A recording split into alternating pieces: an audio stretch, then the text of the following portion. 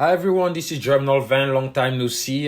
Today I'd like to talk about a very interesting topic. I'd like to talk about why are most intellectuals ineffective politicians. And the reason why I want to talk about this is because it's something that has always bugged me. I always wanted to understand why people who have a very high intellect are not good politicians. When I say good politicians, I will explain it in a bit what I mean. Because I was very into politics myself. In fact, I wanted to be a politician someday. But I realized that I was far too involved into intellectual activities to actually become a politician. So I realized that there was a rift between politics and intellectual activity. So by ineffective, what I mean essentially is a politician who is not effective at neither acquiring power nor conserving it on a long-term basis. So for instance, why Ronald Reagan, who only had a bachelor's degree from a very small school, Eureka College, was a better politician than Richard Nixon, who had a law degree from Duke University School of Law. This paradox is very interesting for politics, which is considered, of course, an intellectual activity. And indeed, intellectuals are generally individuals who possess a highly developed intellect. And they usually engage in critical thinking, research, and reflection to advance discussions of academic subjects such as politics, economics, law, philosophy, history, sociology, or education. And for instance, myself is in politics and economics. So if politics is essentially considered an intellectual activity, then intellectuals who engage in political activity are supposed to be very good politicians. But the fact shows the opposite, which is very intriguing to me. For example, like Adlai Stevenson, who possessed one of the highest IQs in American politics, who graduated with a bachelor's degree from Princeton University and a law degree from Northwestern University, failed twice to beat Dwight David Eisenhower, who was only a military general with a bachelor's degree. So why a man like Adolf Hitler, with such a limited educational background, managed to become the Chancellor of Germany before taking it into the abyss? I mean, as we could see, politics is not just a mere intellectual activity reserved for highly intellectual individuals, but it looks like anyone can be involved in it. So first and foremost, let me say that politics is the art of persuasion. It is the art of persuasion which is fundamentally based on a three-dimension paradigm. And this paradigm encompasses the ethos or the ethos, pathos, and logos. So ethos focuses on the credibility aspect of politics. So the politician portrays himself as a moral figure with ethical values such as honesty and righteousness. Pathos, on the other hand, concentrates on the emotional aspect of politics. In this respect, the politician seeks to create an emotional connection with his audience, a connection with his audience that he can use to gather support to advance his ideas. And as we could see, he relies on stories, inspirational quotes, and vivid language. So basically, sometimes it could be very aggressive, it could be even inflammatory. But he used that language to build that emotional connection with his audience. Because without that emotional connection, there can be no vote. That's what it comes down to. And Logos focuses on the intellectual aspect of politics. In this dimension, the politician relies on logical reasoning, statistics, case studies, and comparative analysis to discuss his ideas. So now I'm going to answer the question, like, why are most intellectuals ineffective politicians? Well, the reason why most intellectuals fail to be effective politicians is because they only rely on the logos to achieve the result they aim for. They think that the logos only suffice to get what they want, whereas logos is the least important aspect of the political paradigm. Most intellectuals fail to grasp that why voters vote in the first place. Most intellectuals don't understand. They just think that because they're smart, that's enough to get elected. But voters don't really care about the level of intellect of the politician. I mean, we saw that with Donald Trump. Donald Trump only had a bachelor's degree, and that didn't prevent him from winning the Republican nomination. He beat people like Ted Cruz or Marco Rubio, who have law degrees, even Ben Carson, who has a medical degree. Donald Trump, who only has a bachelor's degree in economics from UPenn, prevailed over them. So that tells you that logos is not what people are looking for. It's not what the voters care the most about. What the voters care the most about are mainly the emotional connection that binds them with their leader and his credibility, of course. So what voters are looking for in a politician is someone who will not only understand their daily struggles, but someone who can relate to them at that level, someone who can put himself in their shoes and feel what they feel on a daily basis. So they're looking basically for someone who is trustworthy and upholds his moral values. So if we look at, for instance, Hitler was able to gather that much support from the German people to eventually become their chancellor because he used the pathos effectively. He created an emotional connection with the German people originally based on despair. As you know, World War I was done and Germany has to pay all these reparations. And Germany did not have the money. They lost the war, everything was destroyed, and they did not have the money to pay back. And Hitler came here by using a messianic approach, by showing himself to the people as a strong man who will come and solve the problem. So he used the populist approach, like the same way Viktor Orban did, Donald Trump did, most populist leaders do when they get into politics. So he used that to convince the German people that he's the solution to their issue, that one man, only one man can solve all of their problems. So he sold them the hope and ambition of a greater and imperial Germany. And the German people, of course, I mean, they were hooked. They believe in it because they were despair. If you come and say, you see a group of people, they're hungry, and you say, vote for me, I will give you water, I will give you bread, well, they will vote for you because they're hungry. And an empty stomach does not think. That's what it comes down to. But Hitler is not the only one who used pathos effectively. In fact, Ronald Reagan used the pathos and ethos very effectively to acquire and conserve political power. If you think about it, Ronald Reagan used the pathos to show his leadership skills to the American people. He used the rhetoric of stubbornness and strength against the Soviet Union to show that he was a leader they can rely on.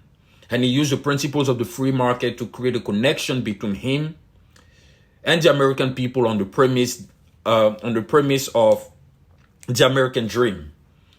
You know, like the free market is here to help you achieve your dream, free the market so that people can invest and that they create wealth. And as we all know, for those who have read Adam Smith, they all know how the free market is structured.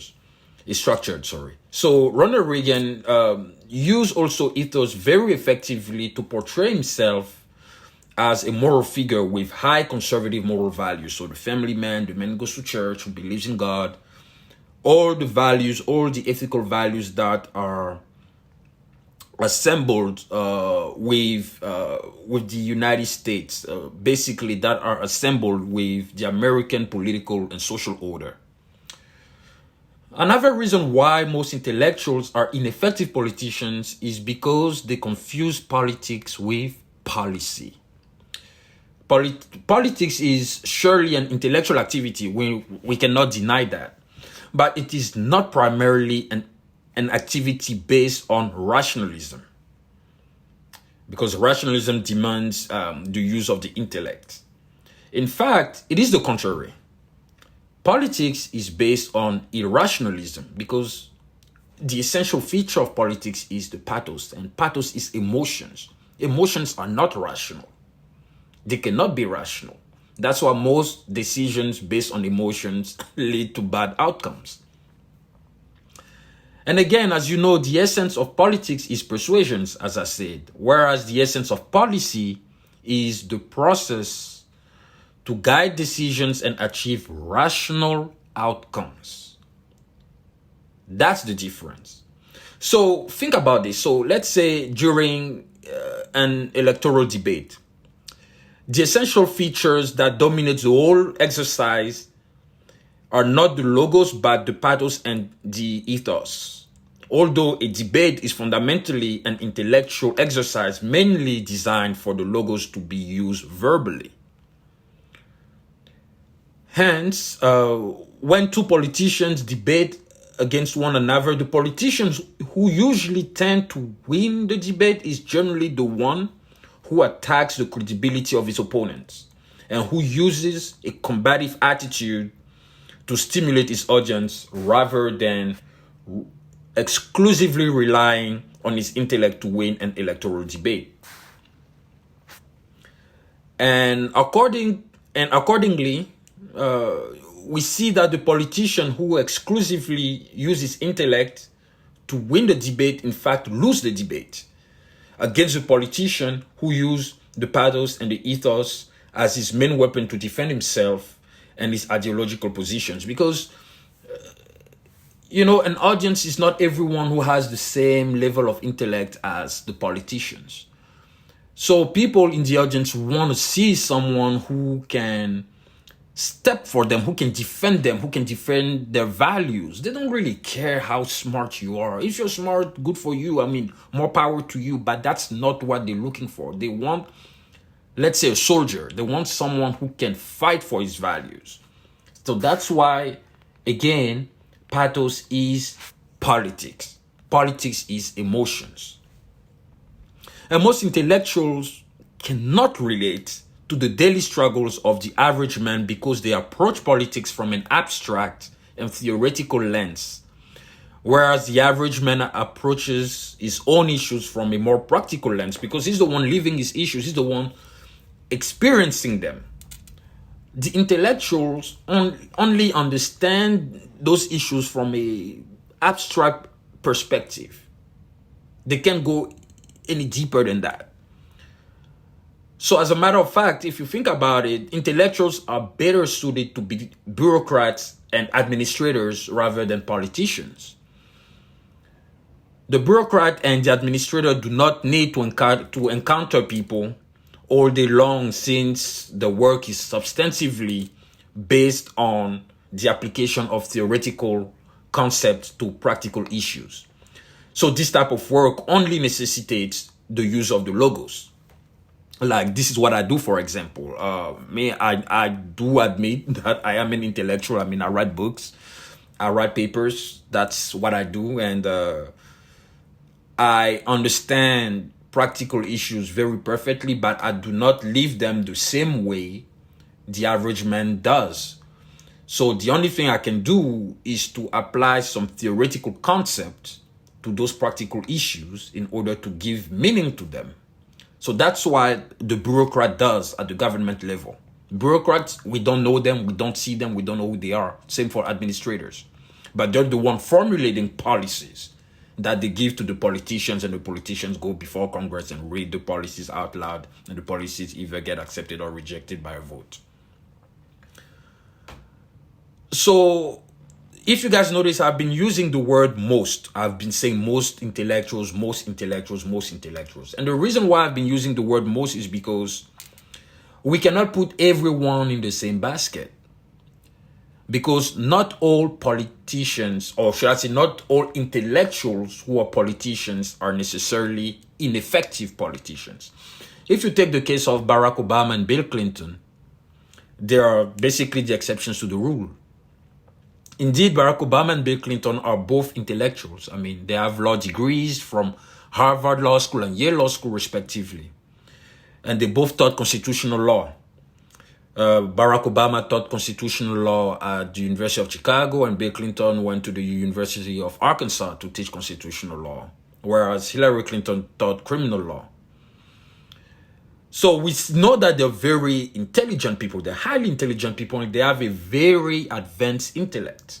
And yet they both manage to become not just politicians, but president of the United States.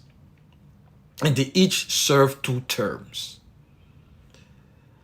So despite their advanced intellect, you know, the more advanced is your intellect, the more difficult it becomes to relate to average people. But despite their advanced intellect, they manage to become president, to campaign effectively, and to get elected and re-elected. So we can see that Barack Obama and Bill Clinton were both made for politics. They were both made to be politicians. So how can 2 highly intellectual people can be effective politicians? What I mean again by effective politicians is someone who is able to acquire and conserve power. I'm not talking about their policies. I'm just talking about the ability to get power and to conserve it, to be effective with power. And they got elected and re-elected. So it's a fact that they're effective politicians. But how those 2 intellectuals were able to do that? Well, they're both charismatic in the first place. And they have a great ability to manipulate the use of pathos. They know how to manipulate emotions. And they are both able to emotionally connect with the average man and to create a bond that will make the men voting for them. I remember when Bill Clinton in the 1992 campaign, I watched this documentary, and he was saying that I will stand by your side until the last dog dies. And people were clapping. People know that he won't be there, but he's portraying himself as the man that stands by them, that understands the struggle. He understands their needs, and he's the very approachable person. So when you have a politician, despite his strong intellect, makes himself available to the average man, people want to vote for you. And that's what Bill Clinton did. He was able to make himself available to the people, and he enjoys being surrounded by people. It was the same in France for Jacques Chirac. If you look at the difference between Jacques Chirac and Valéry Giscard d'Estaing, same thing. Valéry Giscard d'Estaing was extremely intelligent. His intellect was way above that of Jacques Chirac. Jacques Chirac was also an intellectual, but not to the same level as Valéry Giscard d'Estaing. Valéry Giscard d'Estaing only did 1 term as the French president, and Chirac did 2 terms because Chirac was able to connect with the French people, something that Valéry Giscard d'Estaing failed to do. So this is very interesting. It's fascinating to see this. Like Barack Obama and Bill Clinton are truly 2 extraordinary politicians who were able to combine their intellect and their charisma. And the reason, once again, they were able to manipulate the pathos effectively is because they know how to articulate. They both master the art of persuading anybody, regardless of his or her intellectual level or educational background. Whether you have a PhD or you're a high school dropout, if Bill Clinton or Barack Obama talks to you without you knowing their policies or anything, you will be immediately seduced. You'll be hooked, because their power of persuasion is so strong that it's very, very hard to resist. Only an intellectual who understands and who does policy work may resist their charm. So to conclude, let me say that intellectuals, I think they should refrain from involving themselves in political activities. I think they should not get involved in that, specifically when it comes to electoral politics. And the reason why is because they have great difficulties in connecting with an audience. Look at Hillary Clinton. Hillary Clinton, she's very intelligent too. She's an intellectual, but a woman cannot relate to the people.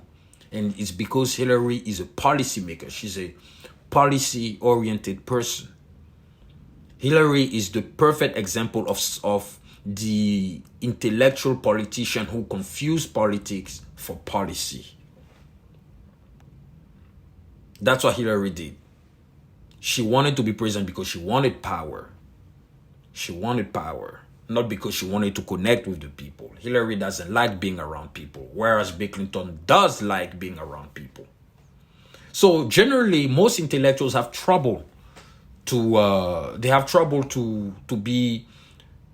connect and to understand the daily struggles of the average man. And as you know, the intellectual level of a general audience cannot equate that of the intellectual politician. But this doesn't mean that people in general are stupid. No, not at all. In fact, people within the group pursue different careers. As individuals, they're smart, but people as a group, their intellect is reduced because you have different people bringing, they don't have the same level of thinking. The only group of people whose intellect is very high is a group of professors. So if you speak to an academic audience, then you know that you're speaking to an audience whose intellect is sophisticated compared to a general audience whose intellect is much more reduced. So, as I said again, this doesn't mean that people are stupid. And the reason why is that people need to understand that the job of an intellectual is to produce ideas through reading and researching, something that ordinary people don't have time to do. Let's take the bus driver. The bus driver doesn't have time to read and research all day. He has a bus to drive. He interacts with people. The same for the barber. The same for the server. So ordinary people interact with other individuals all day long. That's their job. But the intellectual does not. The intellectual is in his room or at the library. He only interacts with his books. He only interacts with his research. So he has time to produce ideas that ordinary people don't. So when you have time to research and reading and producing ideas, eventually your level of intellect is increasing because that's all you do all day long. But people who don't have time to read or to write or to research because their job is very demanding and they constantly have to interact with other people cannot have the level of intellect of an intellectual. That's what it comes down to. So there is a rift, as we see, between the intellectual politician and the people in general. And in fact, this rift is based on a misunderstanding. And basically, intellectuals are misunderstood by voters because voters see intellectuals as those arrogant people who are completely detached from reality. And intellectuals also see voters as people who are intellectually inept to decide for themselves what's good for themselves. So there is a big misunderstanding between the two.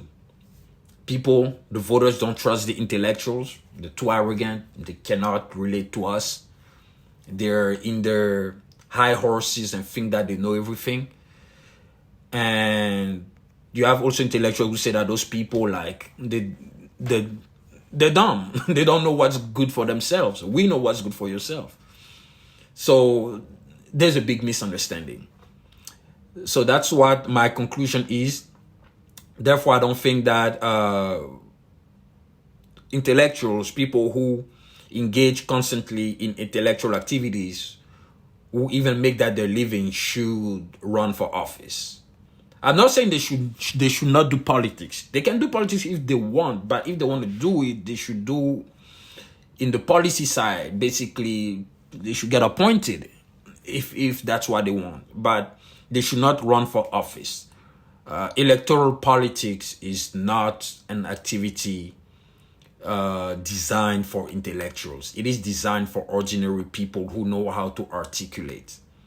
When you look at someone like Candace Owens is not an intellectual, but she knows how to articulate, and that's why she has a big base. Simple as that. Candace Owens is very smart, but she's not an intellectual. She doesn't have a PhD or law degree or whatever, but she's smart. She knows how to articulate. And because she knows how to articulate, and she can relate to the daily struggles of others, because she's an ordinary person like all of us, that's why people like her, and that's why people see a potential political candidate in her. Simple as that. So, ladies and gentlemen, thank you for listening to this podcast. It feels good to come back. It's been a while. I hope you enjoy this episode about why intellectuals are not good politicians, and I hope you can share it with your friends and people who love politics. And do not forget to subscribe for more content like this to come very soon. Thank you. Bye-bye.